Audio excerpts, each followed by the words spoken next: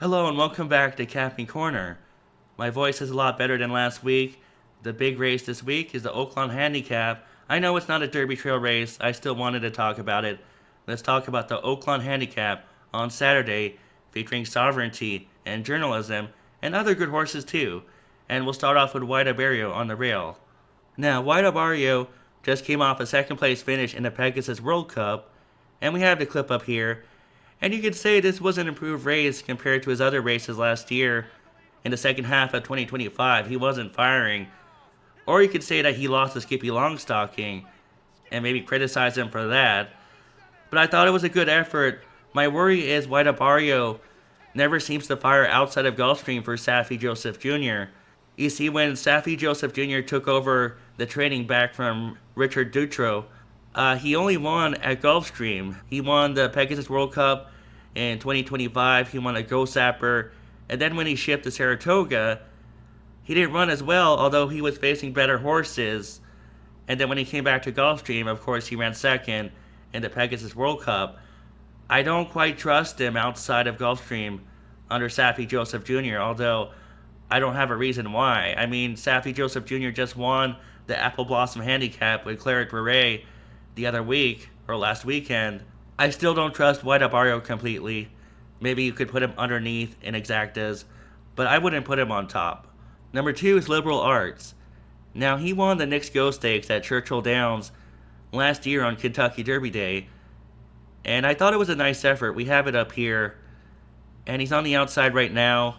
Patriot Spirit is in the middle. Patriot Spirit has the green blinkers, and Liberal Arts is right outside of him. And it's going to be a battle, but Liberal Arts is going to get by him. And I thought it was a nice win. He earned a nice figure on Breeze for the win, 102. But then he went on a layoff, and now there's a trainer switch to Heather Iron, who I'm not familiar with. She's 13% out of 128 horses. I don't know. Do you want to bet a horse that's leaving the Brad Cox barn into a lesser known barn?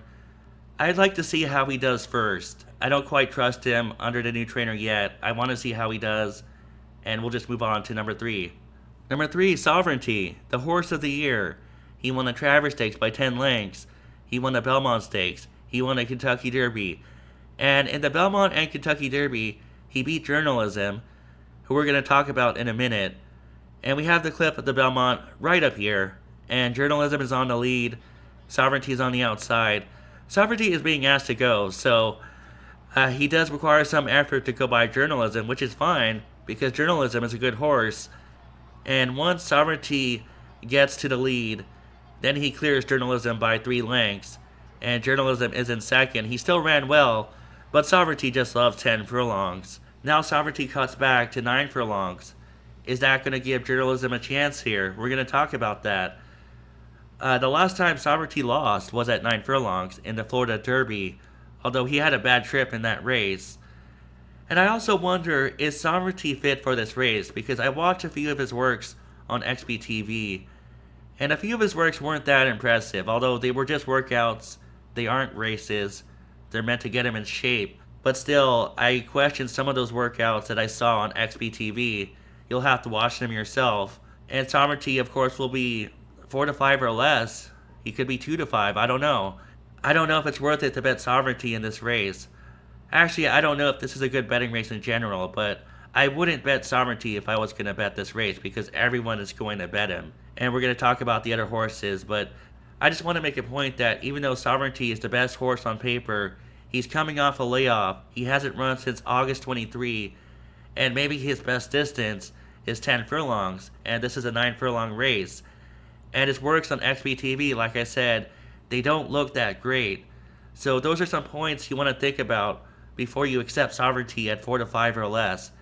Now let's talk about number 4, Duke of Duval. I think he's overmatched in this race. He was 5th by 6 lengths in the Essex Handicap. He was 4th in the Mine Shaft.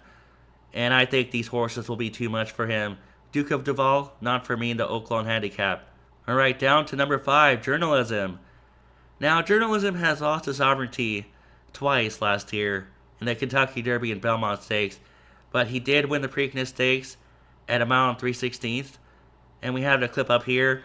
Journalism had traffic around the turn, and he bumped hard with the Baffert horse that's fading right now. And look at Journalism in the last few moments of this race. He's going to catch Gosker. Gosker was supposed to win that race, and Journalism just mows him down.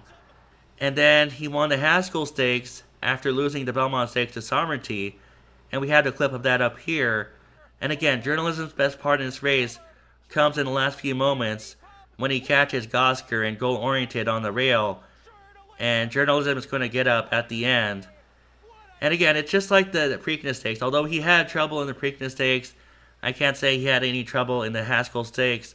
But still, his last part was the best part. And that race was 9 furlongs. The Preakness was a mile and 3/16. And now we have the clip of the Pacific Classic where Journalism lost to the older horse Fierceness. And we're going to watch that race. This is a 10 furlong race. And Fierceness is in the lead.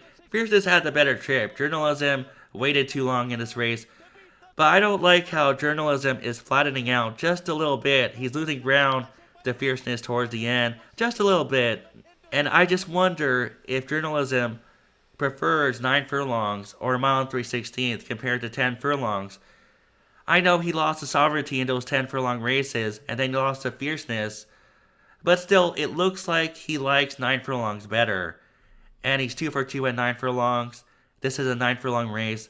I think the distance will fit Journalism better, and I think that'll give him a chance. And he's 5 to 2 on the morning line. If he's really 5 to 2 on the morning line, and Sovereignty is like 4 to 5, 3 to 5, then you want to think about Journalism, because I think Journalism is a good horse. And at 9 furlongs, I think he could make Sovereignty sweat. And if Sovereignty is not fully fit, who knows? Journalism could win this race. So Journalism is my top pick in the Oaklawn Handicap. Let's talk about the remaining horses. Number 6, Publisher, is the last horse in this race.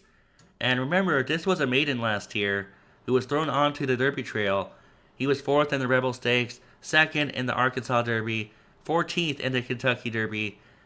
And then he lost more races. He was 4th in the Indiana Derby. He was 4th in the Oklahoma Derby. And then he lost a couple of maiden races before finally breaking his maiden this year.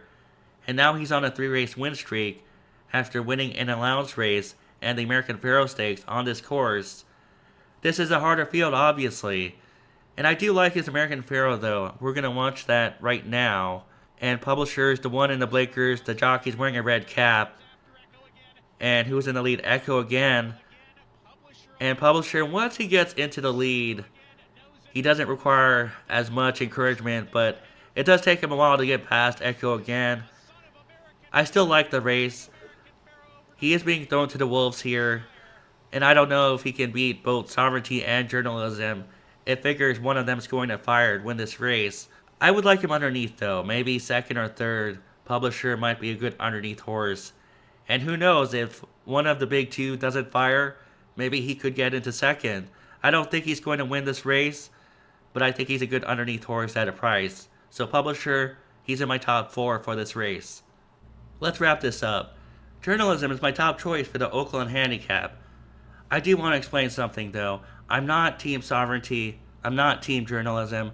I'm just trying to figure out what's the best bet for this race. And I think that Sovereignty at 3 to 5, 2 to 5, it's going to be hard to make money off of him. And you could say, well, maybe he's a lock, so it's worth it. I don't think any horse is a lock in any race. And Journalism, he's a better 9 furlong horse, in my opinion, than 10 furlongs. This is a 9 furlong race. And he last raced in the Breeders' Cup, whereas Sovereignty last raced in the Travers Stakes back in August. So he might have a fitness advantage. Journalism is my top choice. What I'm going to do maybe is put White Barrio in 2nd and Publisher in 2nd and key Journalism on top. And just hope that Sovereignty has a bad day. Maybe Sovereignty's not 100% fit. Like I said, his workouts on XBTV aren't that great. Although maybe that means nothing. Journalism is still my top choice. We'll see what happens. If he's 5 to 2, I think that would be acceptable. And I'll put White Barrio and Publisher underneath, like I said. Although if you're doing a multi-race wager, you probably have to use both Sovereignty and Journalism. But if I was just doing an exacta with one horse on top, I'd probably take a chance on Journalism. Thanks for listening to my video. I'll try to be back soon. covering the Kentucky Derby.